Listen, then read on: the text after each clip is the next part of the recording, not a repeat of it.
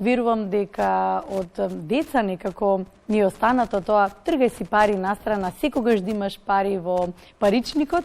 Сега за значењето, за важноста и зошто всушност се одбележува денешниот ден како меѓународен ден на штедењето, колешката Кристина Талеска-Големтеова во живо ќе повели с информациите и верувам дека од дете ни е останато тоа, не знам дали си уште имаш, може би за твоето детенце, но една касичка за ситни пари, верувам дека има во секој дом.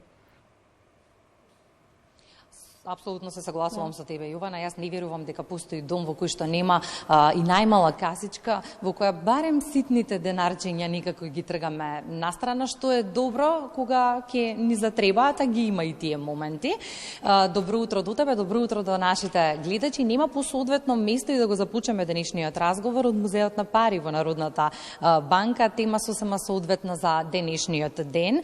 Воведен 31 октомври 1924 година, Светскиот ден на штедењето секоја година ја остварува својата цел, да ја потсети светската јавност за неопходноста од штедењето и бенефитот од истото и за поединецот и за општеството. На овој ден ние разговараме со сечини најсоодветниот соговорник. Велам добро утро за Ивица Делова-Јулевска, која што меѓу другото е директорка на Дирекцијата за финансиска едукација и заштита на потрошувачите. Добро утро и добре ни дојдовте во Македонија наутро. Добро утро, добро дојдовте во Народната банка, поточно во музеот, каде во чест на одбележувањето на 30 години од монетарното самостојување на современата македонска држава се одвива оваа извонредна изложба. Споминавме уште во најавата со колешката Јована дека нема подобра опција за обезбедување на иднината од штедењето и бенефитот од истото за поединецот, семејството и генерално општеството. Така е, се согласувам. Штедењето е всушност чување на материјални добра и пари за користење во некој иден временски период и е директно поврзано со човекот и неговото однесување. Да се внимава каде се трошат парите, колку се реално потребни трошоци и колкави се можностите за заштеда, е од суштинско значење за ефикасно управување на личните финанси и благосостојба.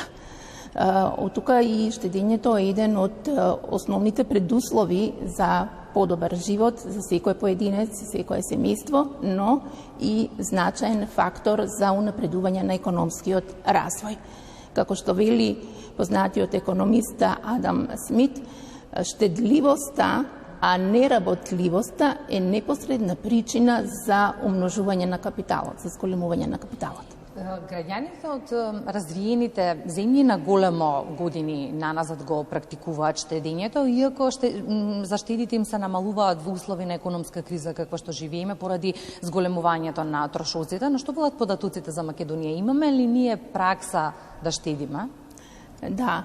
Традиционално населението е најголем доверител во македонските банки и во другите домашни финансиски институции.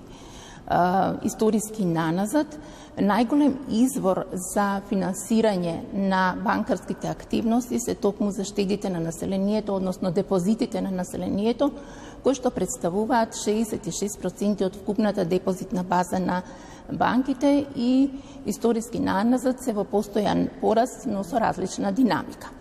Така, според податоците од последниот третиот квартал од оваа година, вкупниот број на депозити на население изнесува 317 милиарди денари, што е за 16 милиарди денари или за 5,4% повеќе во споредба со истиот период минатата година.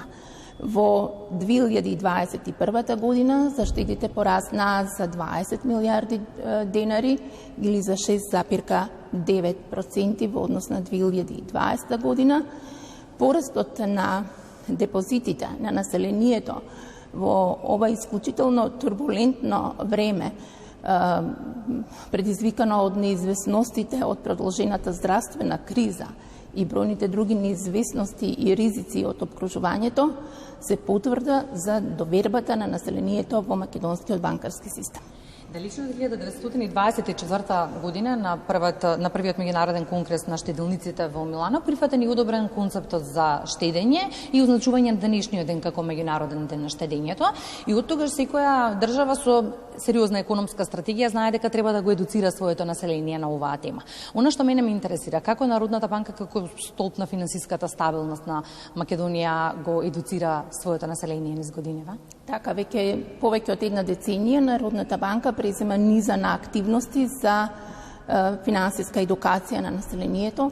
Целта на финансиската едукација на населението е всушност да се зголеми знаењето и вештините на населението како корисници на банкарски услуги за сите придобивки и позитивности што може да ги добијат со користењето на финансиските услуги, но истовремено и да ја зголеми свесноста за ризиците кои што се поврзани со користењето на тие финансиски услуги, кои се нивните законски права и обврски со цел да добијат и донесат информирана одлука пред, за време и по користењето на финансиските услуги. Особено е важна финансиската едукација во денешни современи услови, кога банките нудат еден широк арсенал на нови производи во кои што се вткаени бројни нови, иновативни, дигитални технолошки решенија. Бројни се активностите кои што ги презема Народната банка, како што реков, ќе набројам само неколку. Во подводство на Народната банка, заедно со останатите регулатори, е донесена првата стратегија, национална стратегија за финансиска едукација и финансиска инклузија, која што содржи низа активности за унапредување на финансиската едукација и финансиската инклузија на населението во различни сегменти од финансискиот систем. Понатаму се одржуваат бројни предавања на учениците од основно и средно училиште, како и на студентите од високото образование. Еве да напоменам, во пандемиската 2021 година се одржа рекорден број на 102 предавања, онлайн предавања, на кои што беа присутни околу 6350 слушатели. Бројни се исто така и едукативните информативни материјали кои што се поставени на интернет страната на Народната банка. Ќе споменам книгата Паметно управување со парите, личен водич по финансиите, кој што топло ја препорачувам на секој граѓанин да ја прочита и да се запознае со многу аспекти од аспект на финансискиот систем. Понатаму, исто да ги споменам и серијалот од анимирани видеа, кои што се 9 видеа со тема во светот со Народната банка во светот на финансиите и кои што во наредниот период ќе бидат прикажувани на вашата ценета телевизија. Таму меѓу другото има и посебно видео за штедењето. Кои уште го гледаат, извинувам, нашите гледачи во моментот, така? Одлично. И да ги споменам и настаните што се од национален и меѓународен карактер, како што се глобалната недела на парите, европскиот квиз на парите и еве да ја најавам неделата на денови на финансиска писменост, која што ќе се одржува традиционално последната недела од месец ноември, каде што сите граѓани ќе можат да присуствуваат на предавања од различни теми од областа на финансиите и еве моја покана да се пријават во поголем број. Како ќе се одбележи од друга страна денешниот ден? Така е. Денешниот ден, денот на штедењето, 31 октомври, веќе повеќе од еден век се одбележува со цел да се зголеми свесноста на населението за придобивките од штедењето и да се подигне всушност свесноста на јавноста за значењето на штедењето не само како поединец, туку и како економија во целина. Народната банка уште од далечната 1999 година го одбележува овој ден со неколку настани. Да го споменам конкурсот на литературни и уметнички творби, кој што се организираше заедно со Министерството за финансии, на кој што пристигна на вистина голем број на творби, околу 770 творби од учениците. Им благодарам на сите ученици и професори кои што ги доставиат творбите. Веруете, навистина беше тешко да се одберат најдобрите 3 од секоја категорија. Денеска ќе бидат објавени имињата на учениците кои што добија награда, на кои што им честитам за креативност и вложениот труд. Во време на пандемија некако и можевме да заштедиме, откако почна економската и енергетска криза, потешко, но сепак се размислува на оваа тема. Наредниве неколку прашања се добредојдени за сите граѓани кои што штедат и сакаат да штедат во иднина. Главно прашањето кое што е поврзано со штедењето е дома или во банка, каде е најдобро. И едното и другото место носат своји ризици, но која е по препорака ваша најдобра опција за штедење? На ова прашање ќе бидам многу кратка и со еден концизен одговор. Нема дилема дека штедењето, односно чувањето пари дома не е добра опција, не само што е поврзано со зголемени ризици од кражба и други непријатни ситуации, туку и одреден не добиваат никаков принос, за разлика од депозитните институции, како што се банките и штедилниците, каде што штедењето е безбедно и граѓаните можат да добијат и одреден принос. Банкарскиот систем е стабилен, безбеден и дополнително и државата ги обештетува сите штедни влогови што се во противвредност од 30.000 евра. И војната инвазија врз Украина секако ја доведе во прашање и вредноста на парите, па од тука и прашањето во која валута е најдобро да се штеди во моментов, денарот или некоја странска? Да, сведоци сме дека за време на криза дел од граѓаните се уште прибегнуваат кон претварање на своите денарски заштеди во девизни заштеди. Меѓутоа тоа е, или девизна готовина, меѓутоа тоа е нерационална одлука со оглед на тоа што добиваат неоправдана штета по две основи. Поради повисоката цена од претварање на валутите од една во друга валута, конверзијата значи на валутите, и губат еден дел од приносот со оглед на тоа што каматните стапки на девизните штедни влогови се пониски отколку што се каматните стапки на денарските штедни влогови. Народната банка останува на определбата за финансиска стабилност на денарот. Денарот е стабилен и се преземаат низа мерки во сферата на монетарната политика за да се стимулира штедењето на населението во денари. Од тука моја препорака е да се штеди во денари кои што се безбедни и носат поголем принос. Споменавте одлична опција штедењето во банка. Банките од друга страна со својот одговорно работење и политики треба да ги поттикнат граѓаните да го прават тоа, па го прават ли низ годиниве или одговорно ли се однесуваат кон штедењето на граѓаните?